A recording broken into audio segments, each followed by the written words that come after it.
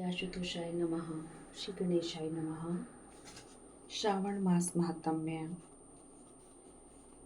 कृष्ण अवतार महासेन की कथा। अध्याय 24। शिव बोले, हे सन्नत कुमार, पूर्व काल में राक्षसों के अत्याचार से दुखी हो पृथ्वी श्री ब्रह्मा जी के पास गई। उसकी पुकार सुनकर ब्रह्मा जी क्षीर सागर में गए। वहां पर उन्होंने विष्णु भगवान से बहुत विनय करके पहले उन्हें प्रसन्न किया।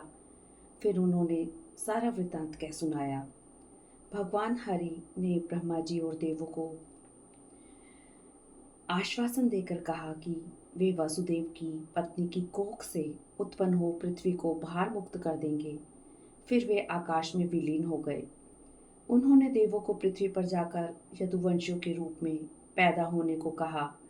कंस ने अपनी मृत्यु भय से बचने के लिए अपनी बहन देवकी और वासुदेव को कारागृह में डाल दिया। तब वासुदेव ने कृष्ण के पैदा होने पर एक रात उसे नंद बाबा के यहाँ पहुंचा दिया। कृष्ण ने बड़े होने पर मथुरा आकर अपने साथियों सहित कंस को मार डाला। मथुरावासी प्रसन्न हो प्रभु से बोले, हे कृष्ण, हे महायोगी, हे देवों के अभयदाता, हे शरणागत रक्षक, हम आपको बारंबार प्रणाम करते हैं। आप हमारी रक्षा अवश्य करेंगे, क्योंकि हम सब आपकी शरण में हैं। आप हमारी विनती सुने। हे प्रभु, आपके जन्मदिन का किसी को भी आभास नहीं था। अब हम जान गए तो हम आपके निमित्त वर्धापन उत्सव अवश्य करेंगे। प्रभु ने उनका प्रेम देखकर जन्मदिन पर होने वाले कार्य को बतलाया। उस विधि के अनुसार लोगों ने नियम अनुसार व्रत किया। उपवासियों को प्रभु ने वर एवं आशीर्वाद दिया। शिव बोले, हे वत्स, अब मैं तुम्हें एक प्राचीन कथा कहता हूँ जो इस प्रकार है। अंग देश में मित्र रजित नामक राजा हुआ था। उसके पुत्र का नाम महासेन था। वह अत्यंत साधु स्वभाव का था। वह अपनी प्रजा का तन मन धन से पालन एवं रक्षा करता था। जनता भी राजा को तन मन धन से प्यार करती थी।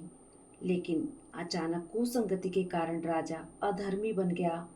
वह वेद और पौराणिक शास्त्रों की निंदा करता था।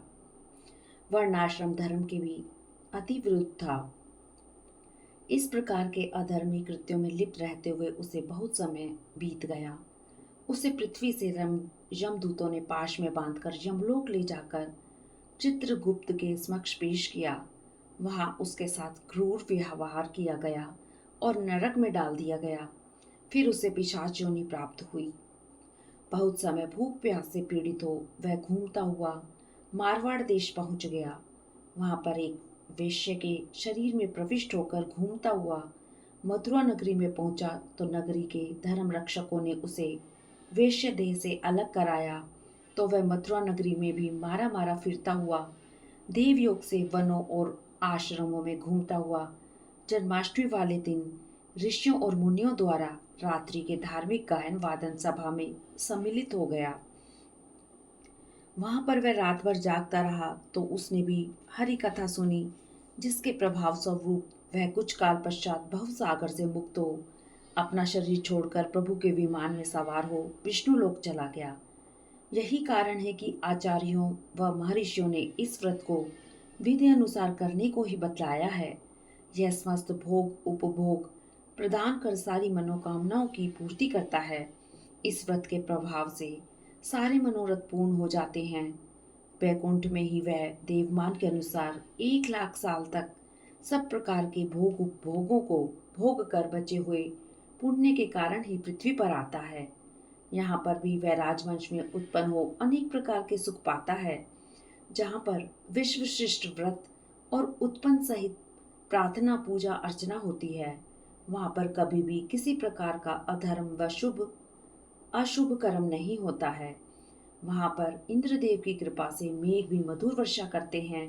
जिन ग्रहों में कृष्ण पूजन नियम अनुसार होता है, वहां पर सदैव ही सब प्रकार की रिद्धियां सिद्धियां वास करती हैं। 24वें अध्याय के पाठ श्रवण से सर्व मनोकामना पूर्ण होती है। ओम नमो शिवाय। ओम नमः शिवाय। श्रावण मास के शुक्ल पक्ष में आने वाली तृतीया तिथि को स्वर्ण गौरी व्रत किया जाता है। वह मैं 12वें अध्याय में सब अपलोड कर चुकी हूँ, आप उसे वहाँ से सुन सकते हैं। हरिओम तत्सत। ओम नमः शिवाय। ओम पार्वती पते हर हर महादेव।